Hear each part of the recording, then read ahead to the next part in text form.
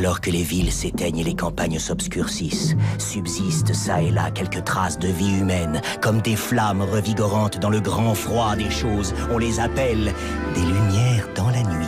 Je crois que tout est dit. Pardon. Lumière dans la nuit, un programme radiophonique dominical et nocturne proposé par Édouard Baird. En direct du bar Le Bel Air à la Maison de la Radio. Dimanche 22h sous vos applaudissements. Sur France Inter. France Inter?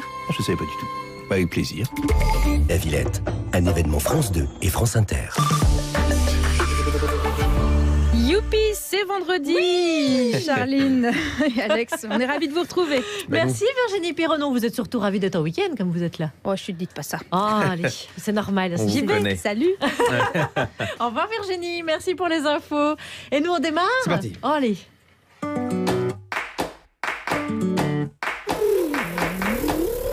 Allez, bim, hashtag InstaLife, hashtag beau-gosse, hashtag love my face. Salut Alex. Ah, salut Charline, je poste un max sur les réseaux, sur Insta. Ah, t'as raison, c'est pas mal du tout Instagram, on voit des choses intéressantes. Qu'est-ce que tu penses de cette photo de moi dans le bureau? Hashtag Friday morning, hashtag par Jupiter way of life.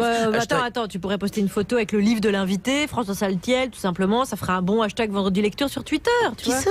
François Saltiel, c'est un jeune journaliste, tu l'as sans doute vu dans 28 minutes sur Arte. Hashtag je regarde Arte. Et il analyse la géopolitique par le prisme des réseaux sociaux. Super idée, mais je poste son livre directement. Ah oui, et puis la mise en abîme, tu vois. Hashtag mise en abîme. Ouais. Hein? Et pourquoi mise en abîme? Hashtag, mais pourquoi? Parce que c'est le sujet central du livre, c'est la puissance des hashtags et la face positive des réseaux. Tu vois. Génial, parce que justement, moi je cherche à lancer un hashtag un peu vendeur pour l'émission. Non mais Alex, attends, les hashtags c'est plutôt pour une cause. Hashtag MeToo, hashtag Bring Back Our Girls, Black Lives Matter. J'ai plein d'idées moi pour des causes. Hashtag Cougars MeToo, hashtag Je suis Michelta, hashtag My Life Matters. Super Alex, hashtag on est sauvés là. Sinon j'ai pensé à hashtag Bring Back Our Breaths. Qu'est-ce que t'en penses? Ça va liker de ouf. Non Alex, hashtag jamais de la vie là. Bon alors je mets quoi alors? Hashtag humour et actu, hashtag info et blagonnette, hashtag je mets la réponse à la question. Ouais, oh là là Alex, non mais tu sais quoi? Attends, j'ai une idée géniale, accroche-toi. Hashtag par Jupiter. Oh c'est brillant. Alors maintenant je propose hashtag silence jusqu'à 17h. Okay. Je le fais si tu le tweets. Le hashtag c'est pas dans la vraie vie, c'est Twitter. C'est ça. Ok, j'ai reçu. Hashtag silence jusqu'à 18h. Et hashtag délivrez-moi de mon collègue de travail. Comprends pas.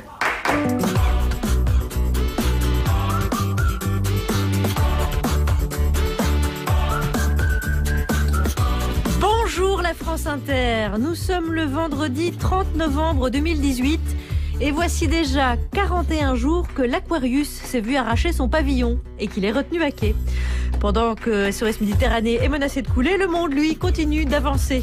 Google connaît un dilemme cornélien, faire tourner son moteur en Chine tout en étant censuré ou refuser de s'y implanter à cause de la censure, comme le réclament publiquement 500 cadres de l'entreprise. En tout cas, moi, si je tape cocu sur Google, je suis sûr que je tombe sur toi, tu vois.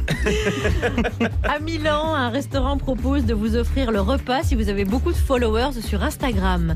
Et moyennant de partager la photo de ce que vous aurez mangé, bien sûr. Reste à trouver comment les crèves la faim pourraient choper des followers. Mes chers amis de Facebook, mes chers followers de Twitter. Les crèves la faim, on a dit. Bon. La fête, c'est un thème universel avec une variété illimitée de formes. Et l'un des traits communs à toutes ces fêtes autour de la planète, c'est qu'une teuf réussie se doit d'être, paraît-il, une sorte de mariage du paradis et de l'enfer. Tu vois, il y a toujours un moment charnière dans les soirées où je commence sérieusement à me faire chier. Et là, c'est maintenant, par exemple. Lui, il n'a pas le temps de faire la fête, il est sur scène. C'est Alex Vizorek. C'est pas pour bonjour, Charlie de Manonaker. Hashtag une toute belle équipe aujourd'hui. D'ailleurs, on a 2 étrangères et un extraterrestre. À 17h20, celle qui viendra dorénavant de Ouaga en Ouigo, car elle ne supporte plus les taxis parisiens.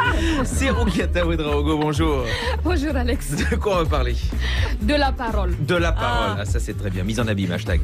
À 17h30, celle qui est tellement impliquée dans sa chronique qu'elle vient tous les vendredis de Suisse en corbillard. C'est vous, Christine Gonzalez, bonjour. Bonjour, à Paris, ce soir, près de 2000 personnes ont payé cher pour voir Maria Callas sur scène, en hologramme. Pourquoi accepter de se ruiner pour voir une diva morte? Parce que je suis Madame Callas, tout simplement. Ah, ça se tient. Et à 17h40, celui qui vient donc d'une autre planète où vraisemblablement certaines drogues ne sont pas interdites. C'est Thomas VDB, bonjour. Alors bonjour à tous, déjà j'articule très bien, ça, tout va très bien.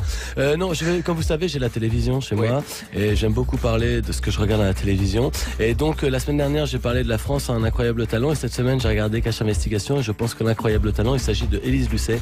J'ai regardé Cache Investigation et j'ai eu très très peur.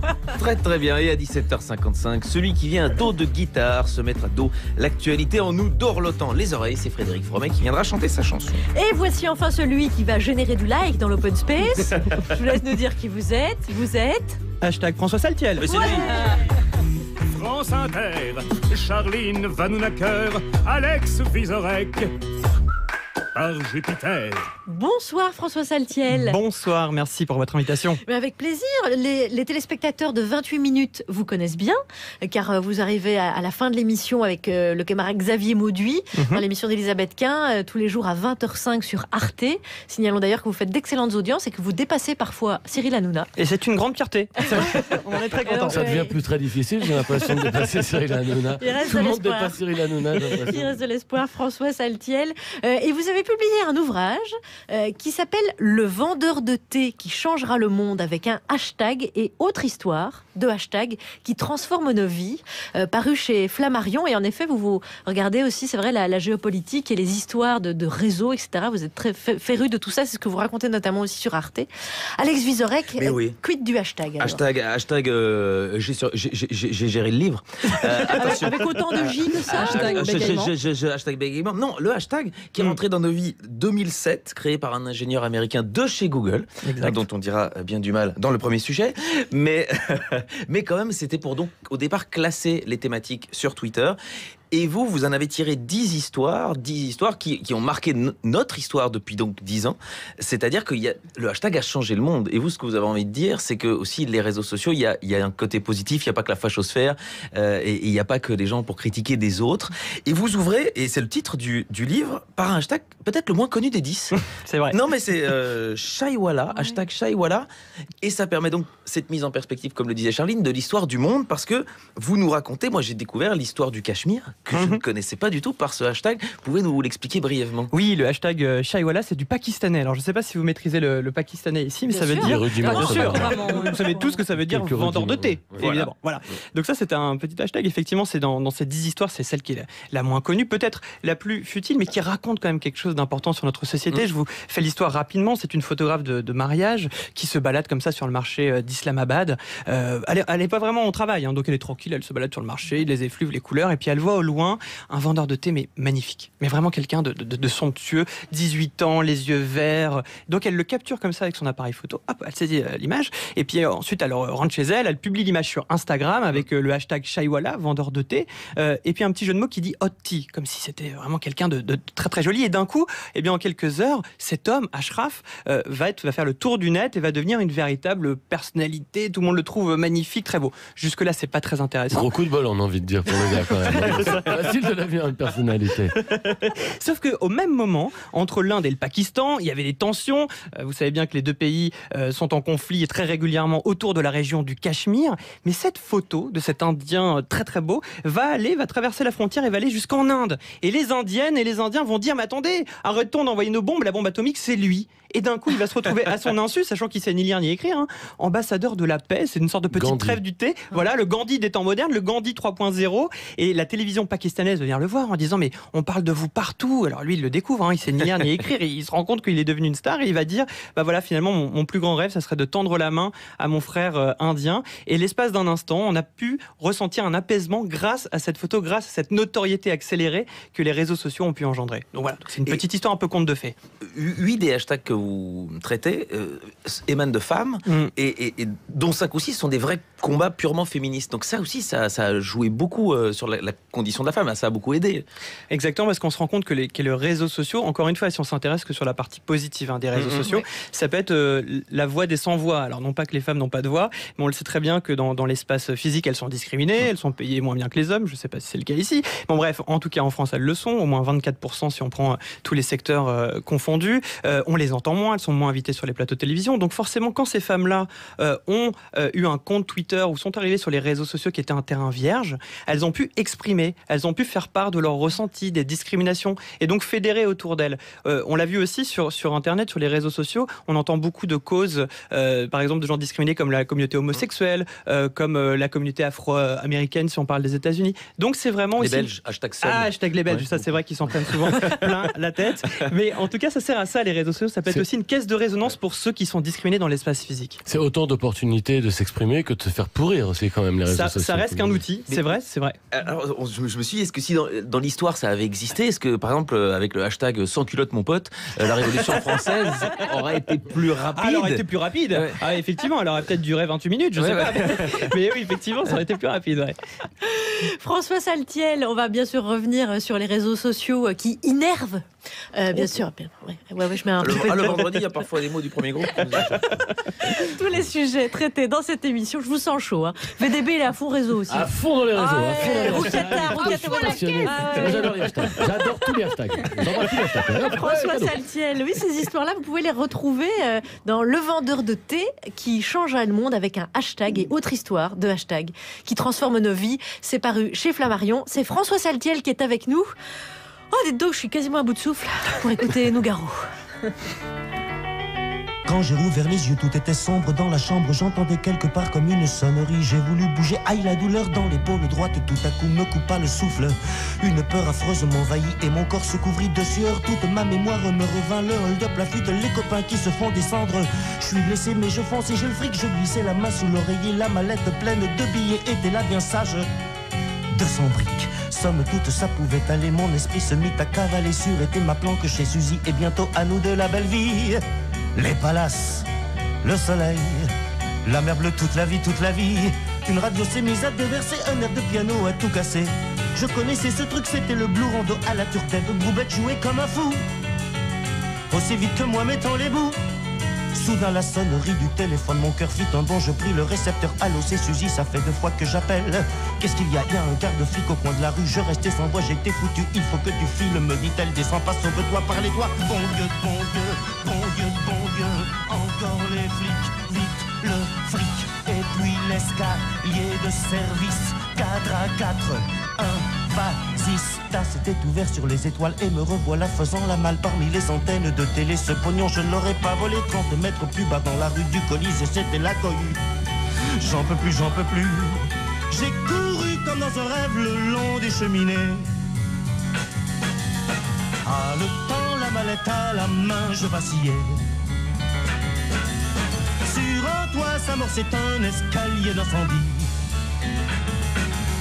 S'enfonçant tout au fond d'une cour, je descendis jusqu'en bas et me voici à 3 pas d'une sortie sur la rue. Quelle rue, je ne le savais plus, mais tant pis, je suis sorti et tout de suite je les ai vus. 4 flics au bout de la rue, pas de panique, j'ai reconnu le bar du living, j'y suis entré. La boîte était pleine comme un œuf, 2 ou 3 jazzmen faisaient le bœuf. Je brûlais de fièvre, je voyais les murs, les bouteilles qui tournaient. Puis quelqu'un m'a saisi par le bras, je me retournais, Suzy était là toute pâle, elle me souriait de nouveau, le soleil a brillé. Dans un souffle, elle m'a dit, viens, j'ai la voiture tout près d'ici, nous sommes sortis, mais devant moi, un poulet a crié, ne bouge pas, avec la mallette, je l'ai frappé, alors le coup de feu attaqué, me clouant sur place. Oh Suzy, t'en fais pas. Je te suis, on y va. Les palaces, le soleil, la mer bleue, toute la vie, toute la vie, toute la vie. Respire Claude Nougaro, t'es sur France Inter, par Jupiter, avec notre invité François Saltiel, que vous pouvez voir le soir chez Elisabeth Quint dans 28 minutes, avec Xavier Mauduit, et qui publie un livre sur les hashtags qui vous explique les histoires de hashtags qui ont un peu changé le monde, et c'est un peu la géopolitique à travers ces hashtags. C'est paru chez Flammarion, Le Vendeur de thé, avec un long titre. Si je dis Le Vendeur de thé, vous allez trouver. Pour entourer François Saltiel, Alex. Eh bien, on a Roukiata Ouedraogo, on a Christine Gonzalez qui nous parlera de Maria Callas. On a Thomas VDB qui a regardé la télé. Oui, j'ai regardé la télé. Et ça, c'est déjà vendeur. J'adore la télé. C'est bien la télé. C'est un foot télé. Et Frédéric Fromet qui viendra nous chanter l'actu. Allez, on va liker l'info. Allons-y. Je ne supportais pas que l'Elysée reste allumée la nuit. Jour, nuit. le journal de presque 17h17. Je faisais moi-même le tour pour éteindre la nuit. Et on commence par les titres. Alors qu'il est en déplacement en Argentine pour le sommet du G20, Emmanuel Macron a été accueilli par un homme vêtu d'un gilet jaune. Et ouais, de toute façon, en ce moment, Macron, s'il se barrait au pôle Nord, il tomberait quand même sur un ours polaire avec un gilet jaune. Michel Drucker a déclaré au sujet des gilets jaunes: on ne peut pas rester insensible à cette détresse. Ouais, on le comprend, Michel. Ça lui rappelle évidemment ses débuts, ses premiers interviews de Marat, de Camille Desmoulins et de Robespierre. Il y aura aussi des brèves. Oui, des brèves, parce qu'on ne peut pas rester insensible aux brèves. Hashtag la douleur. Bring back our breaths. Et on parle beaucoup de ça, des gilets jaunes, oui, évidemment. Oui. Pour le ministre de l'Intérieur, Christophe Castaner, c'est vrai, c'est lui. À chaque fois, j'oublie, mais c'est lui. Le mouvement des gilets jaunes n'est pas un phénomène de masse. Et oui, et pour les Français, Christophe Castaner est clairement un phénomène à la masse. La facture est tombée. La manifestation la semaine dernière sur les Champs-Élysées a coûté plus d'1 million d'euros de dégâts. Et ouais, c'est un peu con, les gars, parce qu'avec 1 million d'euros, on peut en faire des pleins. Donc faites attention quand même. Et on retrouve également les gilets jaunes là où on ne les attendait pas. Et oui, avec ce titre, je ne sais pas si vous avez lu ça, les gilets jaunes désormais populaires sur Pornhub. Vous connaissez, Charline ? Non. Eh ben moi non plus, je ne connaissais pas du tout. Mais bon, ne reculant devant aucun sacrifice pour cette émission, je suis allé sur ce fameux site pornographique. Alors, il y a une actrice qui était bien inspirée parce qu'elle a posé un teaser d'une vidéo où elle arrête nue sous son gilet jaune un automobiliste. Je suis désolée, monsieur, mais vous n'avez pas le droit de passer. Non, mais j'ai juste besoin d'aller travailler. Ah, mais non. Mais vous bloquez toute la circulation aujourd'hui ? Oui, je bloque la circulation. Gilet jaune, vous n'avez pas entendu parler du mouvement ? Et lui, il n'avait pas entendu parler du mouvement. Alors, qu'est-ce qu'elle a fait ? C'est installée dans la voiture pour un peu lui expliquer voilà, tout ce qu'il en était du mouvement, tout ça. Mais comme elle était très peu habillée sous le gilet jaune, il y a un moment où... Il fait un peu froid. Et voilà. Je fais comme on peut. Mes collègues tournent la bière et le café. Voilà, parce que c'est quand même la première fois de l'histoire qu'on passe un son de Pornhub sur France Inter. Sans transition possible. Voilà. Aux États-Unis, Starbucks va empêcher ses clients de regarder du porno encore via son Wi-Fi. Oui, mais ceux qui veulent continuer à voir des gens se faire baiser n'ont qu'à regarder les autres commander un latte à 6 € au comptoir. C'est vrai. États-Unis toujours, à cause des overdoses, l'espérance de vie a baissé en 2017. Oui, en même temps, si mon président c'était Donald Trump, je crois que moi aussi je me droguerais beaucoup. Justice, Carlos Ghosn restera 10 jours de plus au Japon. Logé, nourri, blanchi à l'œil. Carlos Ghosn, dès qu'il y a moyen de gratter un truc, il est là quand même. People toujours. Oui. Beyoncé a écrit une émouvante lettre à Nelson Mandela. Oui, alors c'est très gentil de sa part, mais Christine, dites-lui à Beyoncé qu'on a plus de chances de retrouver Mandela dans vos chroniques plutôt que de lui répondre. Allez les brèves. Oui, des traces de médicaments ont été retrouvées dans le sang d'Alexia Daval. Et vu comme elle est décédée, c'était apparemment pas des anti-inflammatoires. La dernière ? Et la dernière, oui, elle est un peu rêche celle-là. Alès, une femme munie d'un sac à dos, menace de se faire exploser dans une banque. Voilà, elle supporte très mal la retraite, elle se radicalise, Dora l'exploratrice. Alors, comme toute la semaine, on ne finit pas le journal sans la question COP24 posée à tous les invités de la station. Et vous faites quoi pour la planète ? Pour la planète. Et aujourd'hui, on a appris que le réalisateur Guillaume Niclou... Je ne suis plus fumeur, mais quand je fumais, je ne laissais jamais un mégot par terre. Il ne laisse jamais un mégot par terre, génial. Youpi, youpi. La planète est sauvée. Sauvée. Eh, j'ai une bonne nouvelle, c'est le dernier jour où on pose cette question. Ah, coup de bol, coup de bol. Bien, donc, vous êtes tombé le jour où on la pose encore. Ah et oui, vous, c'est ça. Vous faites quoi pour la planète, François Saltiel ? Hashtag la planète. Sans doute pas assez de choses pour la planète. Non, il y a quelque chose que je fais, alors vous allez dire, c'est super facile à faire, c'est effacer mes mails. Alors ouais, effacer les mails, mais en fait, je sais pas si vous êtes comme moi, mais vous gardez vos mails depuis des années, 10 ans, 15 ans, 20 ans, mais tous ces mails, ils sont stockés sur des serveurs, des énormes serveurs qui consomment énormément d'énergie, donc c'est une sorte de pollution de data, de données. Donc, ce que vous pouvez faire aussi, là, tout de suite, maintenant, c'est d'aller effacer tous vos mails qui ont 10 ans, 15 ans, 20 ans. Pas ceux de votre ordinateur, ceux de vos... De votre collègue, bien sûr. Hotmail. Non. C'est-à-dire qu'à un moment, parce que moi, ce qui m'angoisse avec ça, vous avez absolument raison sur le fond, c'est qu'on n'aura plus de lettres. Donc, les belles correspondances des gens qui s'écrivaient. Vous archivez les lettres d'amour et l'exception, mais vous... Faire le tri. Voilà, c'est super. Ça, François Saltiel. Alors là, vous avez mis sa race à tous les autres invités de toute la semaine. Vraiment. Avant d'écouter Ruketa Ouedraogo, voici un premier sujet. Les salariés de Google sont en plein dilemme. Lancer un moteur de recherche en Chine, moteur qui devra appliquer les règles de censure imposées par Pékin, ou refuser d'être présent en Chine pour éviter de collaborer à l'oppression. Dans les pays occidentaux, chez nous, cette question s'exprime en d'autres termes. Pourquoi t'es dans le noir ? Chut, je suis sur le Darknet. C'est quoi? C'est un internet parallèle où tout est permis. C'est genre la Seine-Saint-Denis du net? Ouais. Par exemple, sur Le Bon Coin, au lieu d'acheter une table en bois à Besançon, tu peux acheter du LSD à Caracas. Un extrait de Bloqué par Gringe et Orelsan. Voilà ces employés de chez Google ils sont 500 pour l'instant à avoir écrit une lettre publique en disant nous sommes opposés aux technologies qui aident les puissants à opprimer les plus vulnérables.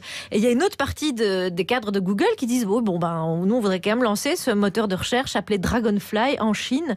Il y a une géopolitique aussi de Google. Alors François Saltiel, ce sera une décision lourde de conséquences. Il y a un choix que vous allez scruter. Oui, effectivement, là c'est un vrai sujet parce que on le sait bien, ces GAFA doivent conquérir de plus en plus d'utilisateurs et la Chine est un énorme marché.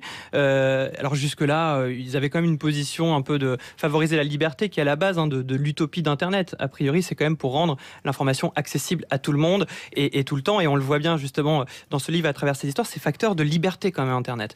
Mais en Chine, faut bien se plier aux règles. Et là, si Google se dit ok, pas de problème, moi je vais faire un moteur de recherche adapté où on ne pourra pas par exemple chercher des informations qui critiquent le dictateur, des informations. Si vous tapez Tiananmen, ça explose. Ça explose, voilà, exactement. Ça pourrait créer aussi une jurisprudence dans plein d'autres pays. Vous avez remarqué que l'autoritarisme commence un petit peu à bourgeonner partout dans le monde, et donc cette jurisprudence-là pourrait faire très très mal. Et dernière petite chose par rapport justement à la Chine, récemment il y a un éditeur de jeux vidéo, Ubisoft, c'est un grand éditeur de jeux vidéo, qui jusque-là faisait des versions un peu séparées pour les marchés. Vous savez, dans les jeux vidéo, parfois il y a des images un peu de sexe, trop de violence, etc. Donc il y avait des versions qui étaient vraiment réservées à la Chine, où on enlevait les femmes dénudées, et pour le reste du monde, comme chez nous en Europe, on pouvait jouir d'une certaine liberté. Et bien, dans cette dernière version de ce jeu vidéo, ils sont pliés à la censure chinoise, et c'est surtout la censure chinoise qui va finalement dominer le monde. C'est-à-dire qu'il n'y aura une seule édition de ce jeu vidéo, sans les images sexy, mais qu'on aura nous aussi en Europe quelque part. On est nous aussi pliés à la censure chinoise. Et là, c'est aussi un moment charnière et un cas d'école par rapport à ces Chinois qui commencent à prendre une part très importante dans la gestion de notre liberté sur les réseaux. Et pourquoi certains pays ne le font pas du coup? Parce qu'il y a pas mal de hashtags qui viennent de dictatures aussi. Le Women to Drive, c'est l'Arabie Saoudite. Et donc, ils ne pouvaient plus contrôler du coup les gens. Ouais, ce qui est intéressant avec l'Arabie Saoudite, donc Mohamed Ben Salman qui a donné le permis de conduire aux femmes très récemment, sauf que s'il l'a fait, il y a une forme d'opportunisme politique certain, mais c'est aussi le fruit de 20 ans de mobilisation de femmes saoudiennes qui, au péril de leur vie, ont pris des risques pour qu'aujourd'hui cet État se mette à plier et à donner l'autorisation du permis de conduire, et notamment par les réseaux sociaux. Et il y a eu ce hashtag qui s'appelle Women to Drive, où c'est une Saoudienne courageuse qui a pris le volant et qui a appelé toutes les autres femmes à faire de même et aller dans les rues de Riyad, les mains sur le volant, en mettant le contact et en se disant si on est 5, on va se faire arrêter, si on est 10 aussi, si on est 300, peut-être pas. Et c'était une manière aussi de mobiliser l'opinion publique. Et c'est certain que si aujourd'hui, en 2018, les Saoudiennes ont enfin le droit de conduire, c'est grâce à ces féministes qui sont battues pendant plusieurs décennies, dont certaines sont d'ailleurs toujours incarcérées aujourd'hui, et ça, on n'en parle pas trop. Et voilà, c'est l'une des histoires, le vendeur de thé qui changera le monde avec un hashtag. Et autre histoire de hashtag qui transforme nos vies. C'est paru chez Flammarion, c'est François Saltiel. Vous le dites bien. qui est en notre compagnie. Et aussi Roukiata Ouedraogo. Coucou. Coucou. Alors, on dit chez moi que la parole est comme l'eau. Une fois versée, on ne peut plus la ramasser. Autrefois, dans mon village, quand on voulait conclure une affaire, on donnait juste sa parole et cela suffisait. On se croyait sur le champ parce que la parole était sacrée. Celui qui ne respectait pas sa propre parole n'était pas digne de respect. C'était une question d'honneur. Mais ça, c'était avant. Aujourd'hui, à qui donner sa parole? Personne n'en veut. L'autre jour, j'en parlais à mon jeune neveu Ouseni, fraîchement diplômé de la Business School de Ouagadougou. Mais tanti, c'est logique, regarde. On dit que celui qu'on peut croire sur parole est un homme qui n'a plus de parole. Donc, si cet homme donne sa parole, par définition, après l'avoir donnée, il n'en a plus. Alors, Ouseni, si je te comprends bien, un homme de parole ne peut pas donner sa parole, sinon il n'est plus un homme de parole. Eh bien oui, c'est ça, tanti. Et c'est pour ça que dans le nouveau monde, il n'y a plus de place pour la parole des anciens. Ce qui marche aujourd'hui, c'est les fake news. C'est la post-vérité. Il faut être pragmatique et vivre avec son temps, tanti. Bah ouais, tu vois, moi ça me rend triste tout ça. Parce que quand il n'y a plus de parole, il n'y a plus de confiance. La preuve, quand tard le soir je me rends compte qu'il me manque du sel ou du poivre pour épicer ma sauce, je cours voir mon épicier et il m'arrive parfois de ne pas avoir assez de monnaie sur moi. Et comme mon épicier ne prend jamais la carte bleue et veut toujours être payé en liquide pour des raisons fiscales qui m'échappent, je suis obligée de lui dire à chaque fois, bon Abdoulaye, je te donne ma parole que demain matin, avant le chant du coq, avant le brayement de l'âne, avant le lever du soleil, tu auras ton argent en espèces sonnantes et trébuchantes. Et à chaque fois, il me répond, ma sœur, paye-moi d'abord ce que tu me dois et on verra après. Mais mon frère, j'entends bien ton argument qui n'est pas dénoué d'un certain bon sens. Je n'en disconviens pas. Néanmoins, il n'y a pas de néanmoins. Les bons comptes font les bons clients. Un point, c'est tout. Évidemment, je contre-argumente et tout cela finit en bavardage sans fin. Et aujourd'hui, nous vivons dans un monde de marchands où la parole se dégrade en bavardage, pour ne pas dire en marchandage. La parole est humiliée, souillée, piétinée, voire profanée, Alex. Pourtant, la parole est importante parce qu'elle est en rapport avec le souffle vital. C'est pour ça que les griots, les gardiens de la parole, ont une vraie responsabilité. Chez moi au village, le chef ne parle pas. Lui et le griot connaissent la puissance de la parole et ils ne disent rien au hasard. Ils savent qu'une parole, ce n'est pas que du son porté par du souffle. Une parole, c'est d'abord une action. Une parole est comme un boomerang. Elle va à la rencontre de celui à qui elle est destinée, puis elle revient toujours à sa source sous forme d'écho. Et si tu n'es pas assez habile en lançant une parole, tu peux être assommé par tes propres mots. Les chefs le savent. C'est pour ça qu'ils laissent parler les griots. Mais ici, nos chefs présidents veulent toujours parler, comme si les paroles ne les engageaient pas et que nous, on ne demandait qu'à les croire. Quand Macron dit qu'il entend le problème des Français et qu'il lutte pour le réchauffement du climat entre les gilets jaunes et lui, sait-il qu'il peut être assommé par ses propres mots, hein? Ça, il le sait pas, le Macron. Voilà. A-t-il oublié son bon ami François Hollande qui a réussi à se mettre KO debout tout seul avant même le début du combat des élections présidentielles? Un jour, mon oncle m'a dit, ma fille, quand tu sais quelle calamité toute parole prononcée peut engendrer, tu tournes 7 fois ta langue dans ta bouche avant de parler. Car comme on dit ici au village, il est moins dangereux d'avoir une crampe à la langue qu'une connerie au bord des lèvres. Alors, ma sœur Charline, aujourd'hui je voudrais vous dire que j'ai donné ma parole que je viendrai jouer mon spectacle. Je demande la route au théâtre de Pertuis le 4 décembre à 20h30. Pertuisiens, Pertuisiennes, soyez convaincus, je tiendrai ma parole. Merci. C'est la sagesse de Tata Rukiata qui est avec nous. Merci beaucoup Rukiata Ouedraogo. La parole de Waga. Manuel Lane, not easy to cook. Ça, Alex Vizorek, il sait bien ça. Ça, il le sait. Ça, oui.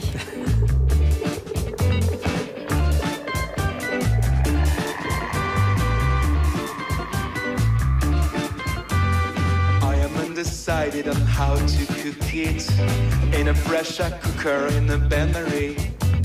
It is a delicate and sweet dish. It is a delicate and sweet dish. No, not easy to cook. The microwave oven will do the trick. I turned the knob to 966. It is a delicate and sweet dish. It is a delicate and sweet dish. This cookery is sorcery true.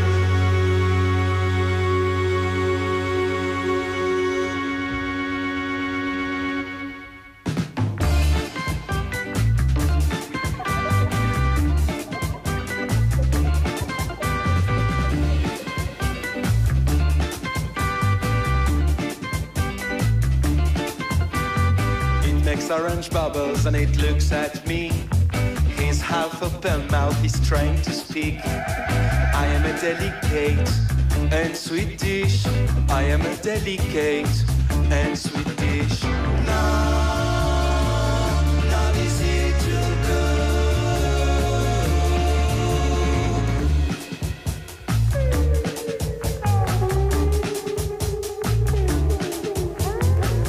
hot and steaming, it approaches me. My name is Christian, put me in your belief. I am a delicate and sweet dish. I am a delicate and sweet dish. Gosh, this cookery is sorcery true.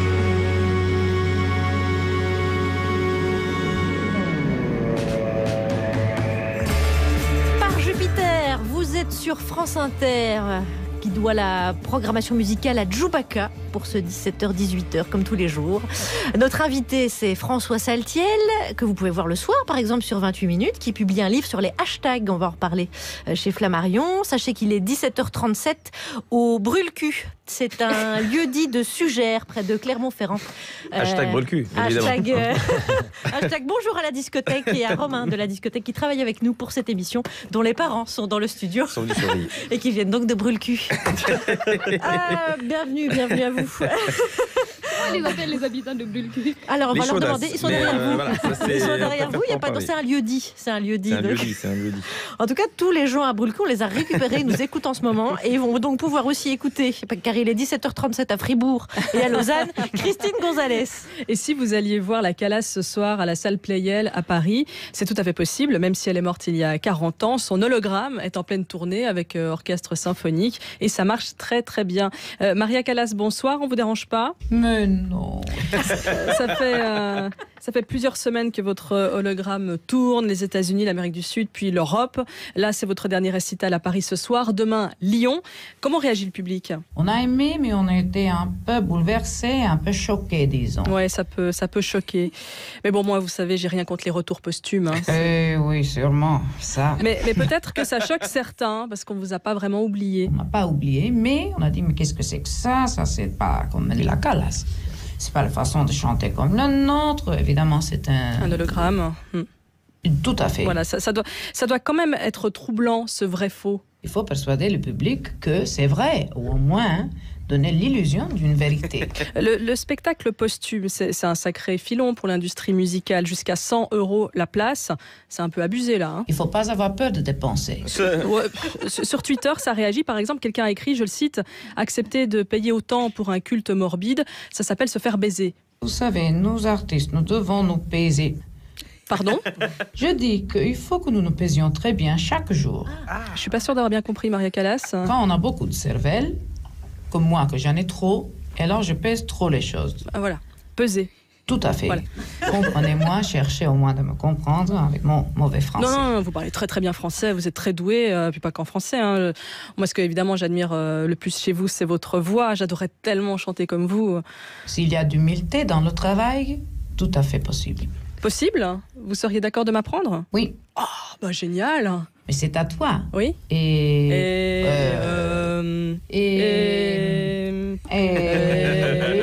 Comme ça, en ouvrant la bouche et en faisant un geste.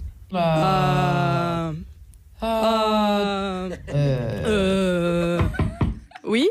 Bonjour et que Dieu vous bénisse. C'est Mireille Mathieu. Mireille Mathieu. Oui. Mais qu'est-ce que vous faites là? Vous voyez bien que je suis en pleine masterclass avec la Calas. Elle est très émouvante. Il y a des notes extraordinaires. Oui, mais Mireille Mathieu, vous êtes vivante. Oui, fière de l'être. Oui, d'accord, mais dans ma chronique, il n'y a que des morts, les vivants, moi j'en veux pas. Hein. Il n'y a pas de raison, non? Je suis désolée, Maria Callas, pour cette irruption. Je suis ici quand vous aurez besoin. Venez me chercher. Non, c'est tout. Non, mais restez. Mireille Mathieu, s'il vous plaît. Jézabel, c'était toi. Mireille Mathieu, vous étiez il y a 2 semaines chez Augustin Trapenard. C'est bon, pas besoin de rire comme ça sur Inter. Alors je vais me lever. Voilà. Donc, je vais interpréter de mon CD et mon double vinyle. Non. Mes classiques. Non. Dédié à ma petite maman. Non. Voilà. Mia cruda sorte. Voilà, merci.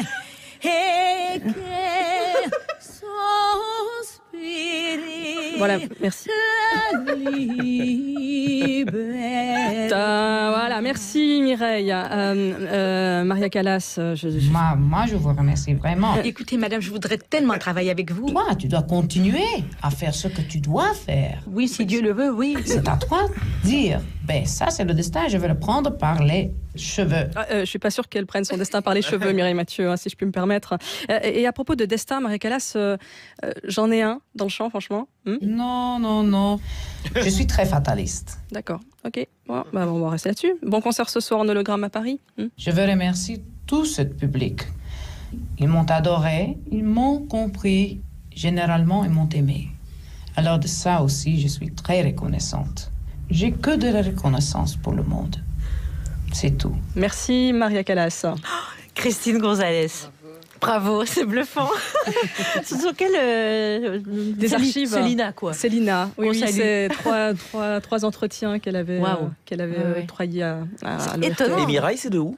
C'est il y a 2 semaines sur France Inter, à Boomerang. Elle ne veut pas venir chez nous, je fais un grand appel. Mireille, alors je sais bien qu'elles ont été méchantes avec toi là maintenant, mais moi je t'aime, viens. Hashtag Mireille avec nous. Elle ne peut pas aller sur Russia Today. Merci beaucoup Christine Gonzalez. Et on peut vous revoir sur notre page Facebook, par Hervé Jupiter, et sur franceinter.fr bien sûr, parce que vous le jouez cette interview. Oui. Allez, François Saltiel est en notre compagnie et on va aborder cet autre sujet avant d'écouter Thomas VDB. Dans les restaurants, le bouche à oreille qui faisait la réputation des bonnes tables a été remplacé par Instagram et décuplé dans des proportions si énormes qu'un établissement de Milan propose de vous offrir le repas si vous avez beaucoup de followers. Alors en plus forcément on est hyper bien accueillis, quand on a un grand pouvoir de publicité, on est accueillis particulièrement. Permettez. Vous n'avez pas terminé votre dîner? J'ai plus faim, c'était très bon. Il faut finir, tout finir. Mais ça va comme ça m'a passé. Non. Comment non? Vous allez me suivre à la cuisine. Je vous interdis de me toucher. Venez. Mangez. Je ne mangerai pas. Mais si. Mangez. Fufu dans l'aile ou la cuisse, le film de Claude Zidi. Alors j'imagine, François Saltiel, que ce sujet ne vous a pas échappé, tout ce qui est ces sujets sur Internet qui nous paraissent parfois quand même assez dingues. Vous les traitez notamment dans 28 minutes. Donc les followers, c'est devenu presque une monnaie quand on est très, on va dire, influent sur Instagram. On peut se faire payer le repas moyennant de faire une photo. On peut se faire payer le repas, on peut se faire offrir des vêtements, on fait du placement de produits, etc. Effectivement, là, c'est ce qu'on appelle les influenceurs. Alors, c'est pas le meilleur des réseaux sociaux. Un peu les réseaux sociaux, pour le coup, là, on défend pas des grandes causes, mais c'est ça aussi, des réseaux sociaux, et ça existe. Alors, effectivement, c'est assez fou, ce que vous évoquiez à l'instant, c'est-à-dire en fonction du millier de followers qu'on a, on a un plat qui correspond, je crois, c'est ça. Donc, oui, quand on en a 100 000, on a le menu gratuit, mais 10 000, on n'a qu'un sushi, 3 000, on a 200, on n'a qu'un maquis. Bon, mais voilà. il faut vraiment le poster. C'est ça. Oui, bien sûr. La contrepartie, c'est qu'il faut c'est du public reportage. Voilà, qu'il faut poster la photo. Mais si on est honnête, nous les journalistes, on reçoit beaucoup les livres, on est invités au spectacle parce qu'on va en parler. Parce qu'on va en parler. Ouais. Oui, c'est le pouvoir de prescription. Est-ce que donc on n'est pas dans le même... Non, parce qu'on a décidé d'en parler. Ouais.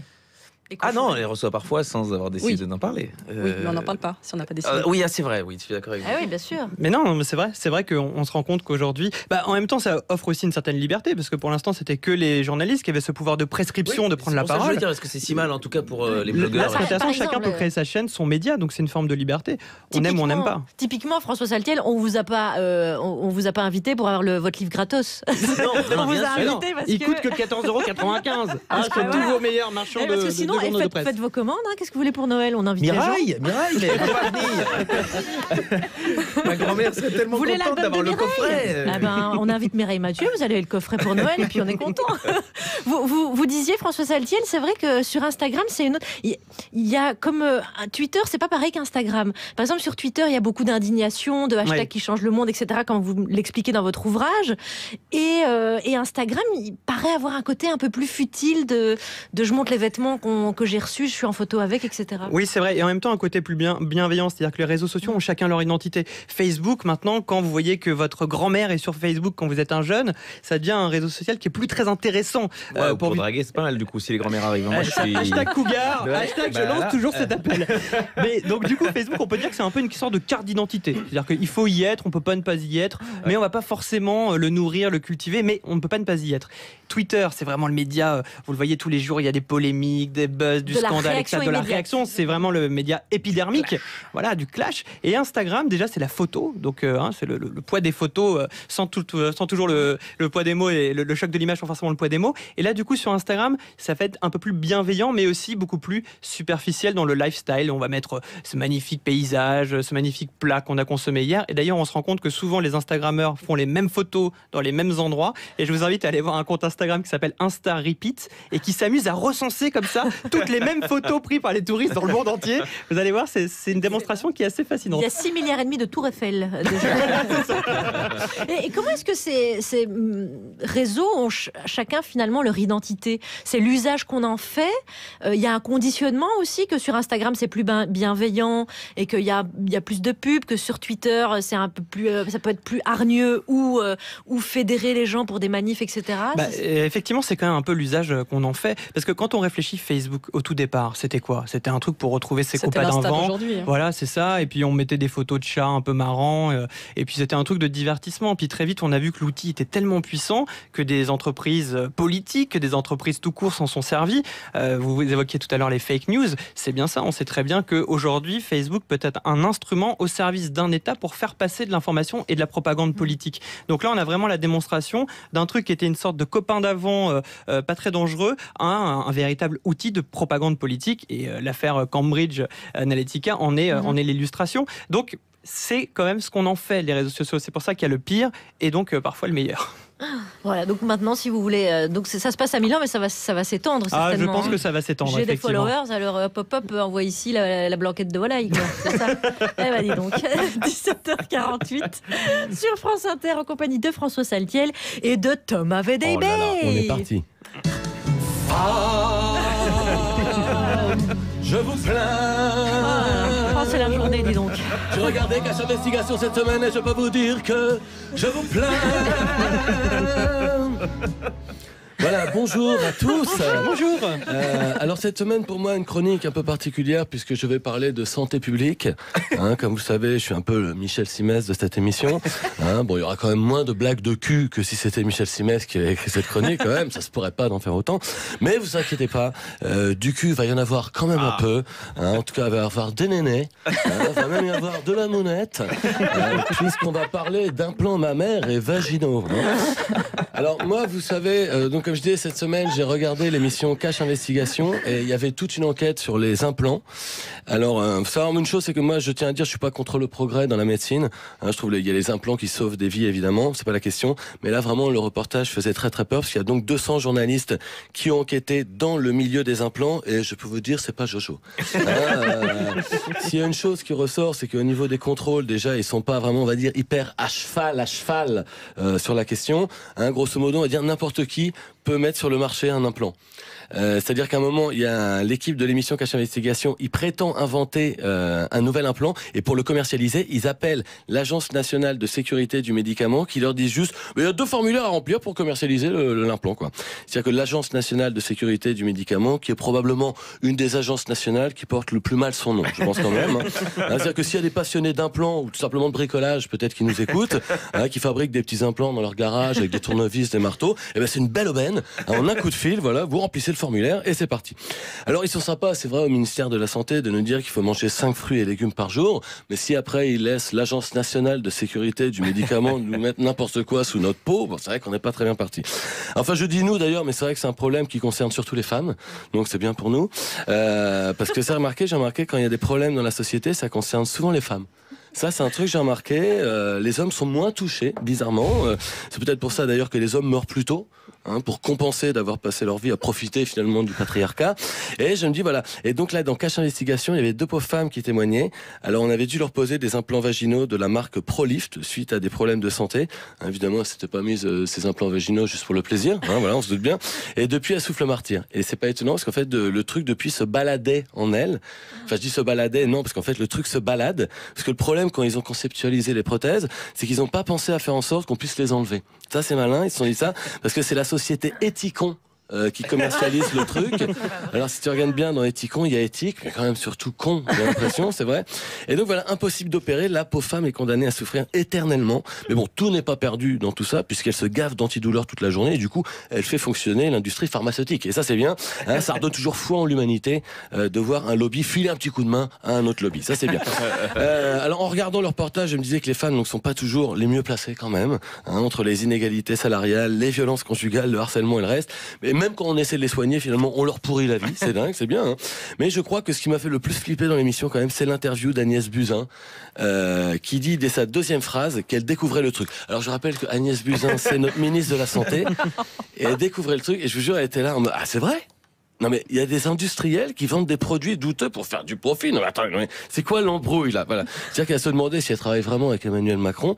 Et bon après c'est vrai que le ministère de la Santé prend quand même des mesures fortes pour nous protéger, parce que bientôt on va pouvoir se faire rembourser nos préservatifs. Oui. J'ai vu ça. Alors uniquement les préservatifs masculins, hein, les meufs on verra après quand même.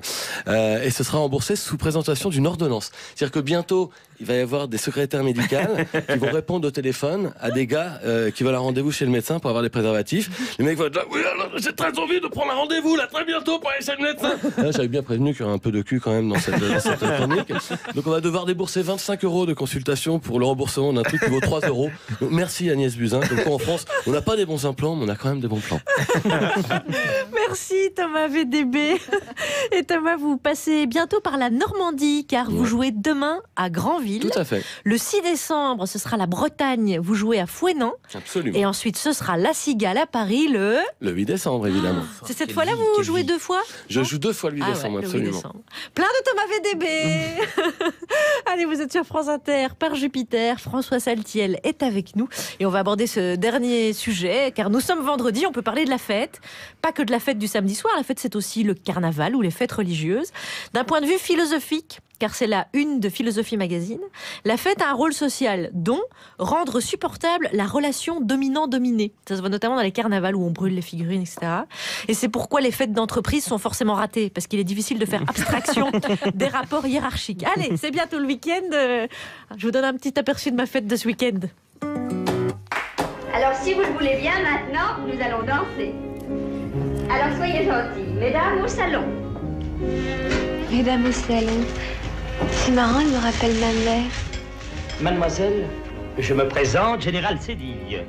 Et moi, Rocky la Braise. Amusant.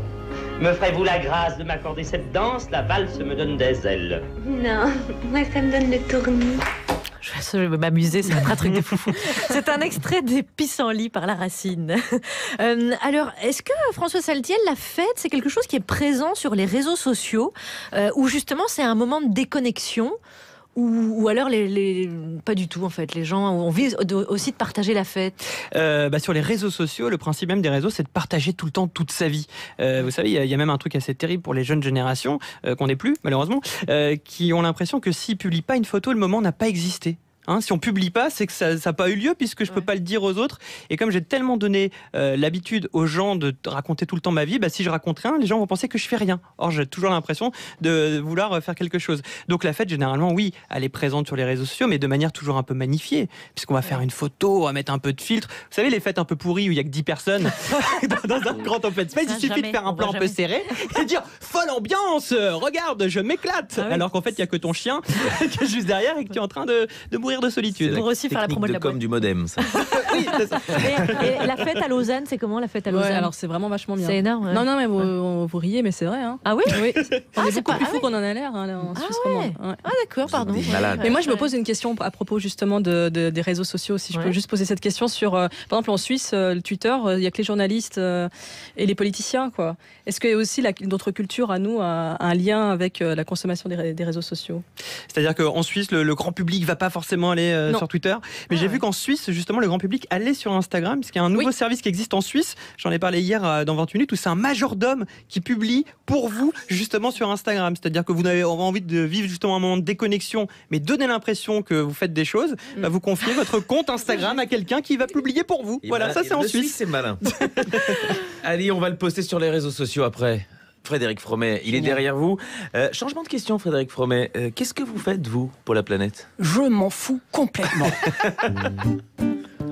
Moi, la planète, j'en ai rien à carrer, qu'elle ne tourne pas rond. Et puis après, fuck la pollution, c'est que du toc. C'est un complot des Shintok. Moi, la planète, j'en ai rien à carrer, qu'elle ne tourne pas rond. Et puis après, admettons que le réchauffement nous gagne. Il fera enfin beau en Bretagne. En plein jour, faut que ça clignote. Je laisse allumer les loupiottes. Si j'ai de belles baskets, je prends ma bagnole tout seul pour faire 500 mètres. Si les balayeurs balayent, c'est à moi qu'ils doivent leur paye. Si les châteaux d'eau turbinent, c'est qu'il me faut 10 litres pour brosser mes canines. À 20 degrés comme je me les pèle, les radiateurs font du zèle. Je pourrais bien porter un pull crade, mais je voudrais pas qu'on me croie échapper d'une osade.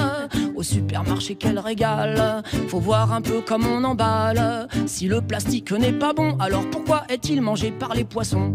Moi, la planète, j'en ai rien à carrer, qu'elle ne tourne pas rond. Et puis après, la mort des insectes, pas de panique, qui peut blairer les moustiques. Moi, la planète, j'en ai rien à carrer, qu'elle ne tourne pas rond. Et puis après, si la météo fait des dégâts, ce sera la faute d'Evelyne Delia.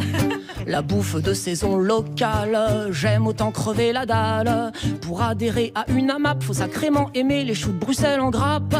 Trier ses ordures, c'est chiant, ça nécessite de l'entraînement. Poubelle verte, jaune ou marron, faut avoir au moins fait question pour un champion. Au volant de mon gros 4x4, je me fous du glyphosate. Ok pour planter un boulot, si le but est d'y pendre un écolo. Quitte à choper la grosse dette, j'achète. J'ai tout en double, même en triple, des trucs dont je me sers pas consommer, c'est mon trip. Moi, la planète, j'en ai rien à carrer, qu'elle ne tourne pas rond. Et puis après, on nous enfume avec l'effet de serre. Sinon, pourquoi encore l'hiver? Moi, la planète, j'en ai rien à carrer, qu'elle ne tourne pas rond. Et puis après, admettons que ça chauffe un peu fort, c'est chouette pour ceux qui dorment dehors. Moi, la planète, j'en ai rien à carrer, qu'elle ne tourne pas rond. Et puis après, puisqu'on va tous finir au fond d'un trou, pourquoi s'infliger du tofu? Moi, la planète, j'en ai rien à carrer, qu'elle ne tourne pas rond. Et puis après, toute une vie en bio. Et puis voilà, Tchernobyl ou Fukushima.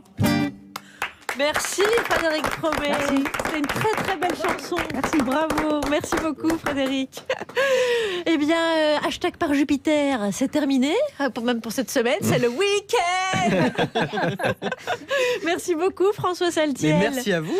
Merci d'être venu, c'était un plaisir. Hashtag 28 minutes, hashtag Arte, tous les jours à 20h05. Et puis votre ouvrage qui raconte toutes ces histoires derrière les hashtags qui essayent de changer le monde et qui parfois y parviennent. C'est Le vendeur de thé qui changea le monde avec un hashtag et autre histoire de hashtag qui transforme nos vies. Et c'est paru chez Flammarion. Merci beaucoup François. Hashtag merci à vous. Mais hashtag de rien. J'espère que vous avez utilisé le hashtag par Jupiter. Oh bah, je vais faire que ça sera la prochaine histoire d'ailleurs. Comment Jupiter change le monde.